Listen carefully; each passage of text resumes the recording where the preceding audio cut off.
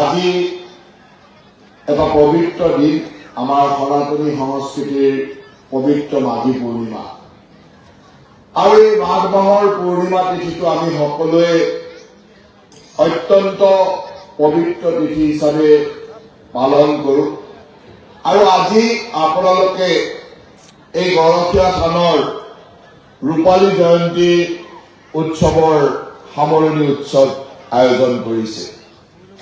আপোনালোকৰ বিধায়ক আৰু আপোনালোকে মাননীয় মুখ্যমন্ত্ৰী ডাঙৰীয়াক নিমন্ত্ৰণ কৰিছিল, কিন্তু বিশেষ চৰকাৰী কাৰ্যসূচীত তেখেত ভাৰতবৰ্ষৰ বাহিৰত থকা কাৰণে আজি আহিব পৰা নাই।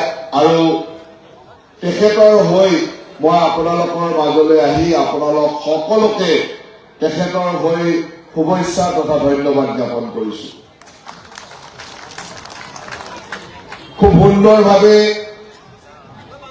ইতিহাস প্ৰসিদ্ধ এই অঞ্চলটোত বা এই গৰখীয়া থানত আপোনালোকে 25টা বছৰে এই বাৰ্ষিক জয়ন্তী পালন কৰি আহিছে আৰু আজি আহি ৰূপালী জয়ন্তী হিচাপে আপোনালোকে উদযাপন কৰিছে। এই বৃহত্তৰ অঞ্চলটোৱে ধৰ্ম ভক্তিৰ ঠাই। মহাপুৰুষ শংকৰদেৱৰ জন্মস্থান ইয়াৰ পৰা বৰ বেছি দূৰ নহয়। গতিকে এই বৃহত্তৰ অঞ্চলটো আমাৰ পবিত্ৰ ঠাই, আৰু এই পবিত্ৰ ঠাইৰ ৰাইজে বহু বছৰ আগতে ইয়াতে এখন ভাগৱত পাইছিলে, আৰু সেই মহাপ্লাৱনৰ মাজত উঠি আহি ভাগৱত ইয়াত প্ৰতিষ্ঠা হৈছিলে। তাৰ মানে ইয়াত এটা অলৌকিক শক্তি আছে, আৰু সেই অলৌকিক শক্তিকে আমি সকলোৱে বিশ্বাস কৰি ইমান বছৰ চলি আহিছো, আৰু আমি সকলোৱে তাৰ শক্তিৰ নিশ্চয়কৈ সুবাসিত পাইছো, আৰু তাৰ কাৰণে আমাৰ বিশ্বাস আৰু আস্থা প্ৰতিটো সময়তে বাঢ়ি গৈ আছে।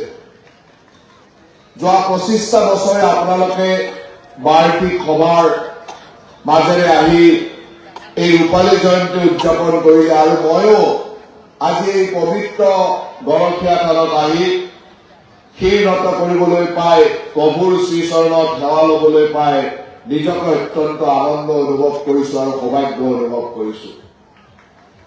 যোৱা দুদিন ধৰি আপোনালোকে খুব সুন্দৰভাৱে এই কাৰ্যসূচী পালন কৰিলে।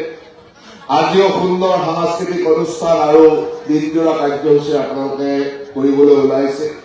মই খুব আনন্দ অনুভৱ কৰাৰ লগে লগে আপোনালোকক এটা কথা ক'ব বিচাৰিছো যে এয়া হ'ল আমাৰ নামঘোষাৰ মাজেৰে আমাৰ অমৃত পান আমাক কৰাই থৈ গৈছে, যি অমৃতৰ সুবাস আজিও প্ৰতিটো দিনেই প্ৰতিটো সময়তে আমি তৃষ্ণাতুৰ হিচাপে বিচাৰি থাকো।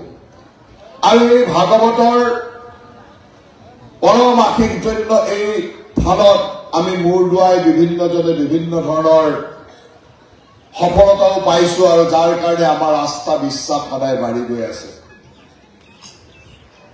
এয়া আমাৰ বিশ্বাস আৰু আস্থাৰ অঞ্চল, কিন্তু তাৰ লগে লগে আমি এটা কথা সদায় মনত ৰাখিব লাগে যে এই সামাজিক অনুষ্ঠানবোৰে অকল আধ্যাত্মিক চিন্তা চৰ্চাই নহয়, আমাৰ মাজত এক সামাজিক অন্তৰংগ বান্ধনৰ সৃষ্টি কৰে।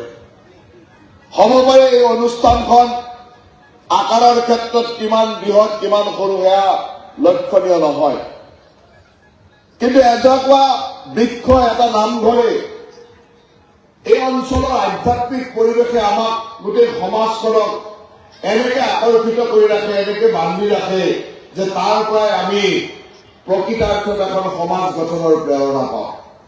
এই অঞ্চলৰ ৰাইজে এই গৰখীয়া থান বা এই নামঘৰৰ আনন্দই বিভিন্ন ধৰণে নিজৰ পৰিকল্পনা কৰে, সমাজ গঠনৰ পৰিকল্পনা কৰে, আৰু সেই ধৰণে আমাৰ সমাজখন চলি থাকে।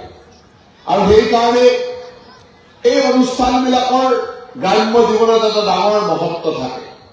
আজি আমাৰ অসমৰ সমাজখন এটা শৃংখলাবদ্ধভাৱে চলি থকাৰ মূল কাৰণেই হ'ল গাঁও অঞ্চলত থকা এই সৰু সৰু আধ্যাত্মিক ক্ষুদ্ৰ অনুষ্ঠানসমূহ। সি গৰখীয়া থানেই কওক, নামঘৰেই কওক, বা অন্যান্য মঠ মন্দিৰে কওক, এইবিলাকে আমাক এটা সামাজিক বান্ধোনৰ মাজেৰে বান্ধি ৰাখে, যি বান্ধোনেৰে আমি সকলোৰে একাত্ম হৈ এক পৰিয়াল, এক সমাজৰ মানুহ হিচাপে আমি সুন্দৰভাৱে বসবাস কৰো। আমাৰ মাজত বিভিন্ন ধৰণৰ বিভিন্নতা থাকে, সামাজিক বিভিন্নতা থাকিব, বিভিন্ন ধৰণৰ বিভিন্নতা থাকে, কিন্তু তাৰ মাজতো আমি যেতিয়া হৰিভক্তিত শৰণ লওঁ, হৰিভক্তিত একাত্ম হওঁ, তেতিয়া আমাৰ সেই বিভিন্নতাটো পাহৰি গৈ এক পৰিয়ালৰ সদস্য হিচাপে আমি এখন সুন্দৰ সমাজ গঢ়াৰ প্ৰেৰণা পাওঁ এই অনুষ্ঠানবিলাকৰ পৰা। আৰু সেইকাৰণে এই অনুষ্ঠানবিলাকৰ মহত্ব অত্যন্ত বেছি। আপোনালোকে যোৱা 25টা বছৰে প্ৰতিটো বৰ্ষৰে মাঘী পূৰ্ণিমাত হয়তো এনেকে লগ হৈছে, পূজা কৰিছে, হোম যজ্ঞ কৰিছে বা আপোনালোকে প্ৰভুৰ শ্ৰীচৰণত সেৱা কৰাইছে। বছৰটোৰ শুভ কামনাৰে বছৰটো ভালে ভালে যাওক, কুশলে যাওক বুলি আপোনালোকে প্ৰভুৰ চৰণত সেৱা জনাইছে। আৰু সেই অটল বিশ্বাসে আমাক বছৰটো সুন্দৰভাৱে পাৰ কৰাই লৈ গৈছে। আৰু আমি সকলোৱে সমাজখনে প্ৰতিটো বৰ্ষতে এনেদৰে লগ হৈ এক সামাজিক বান্ধোনেৰে কাম আগবঢ়াইছো।